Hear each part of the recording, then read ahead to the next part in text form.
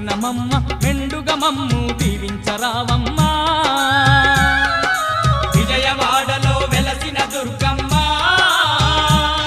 నీ పూజకు పువ్వులు తెచ్చినమమ్మ మెడలో దండలు వేసినమమ్మ మెండుగా మమ్ము దీవించరావమ్మా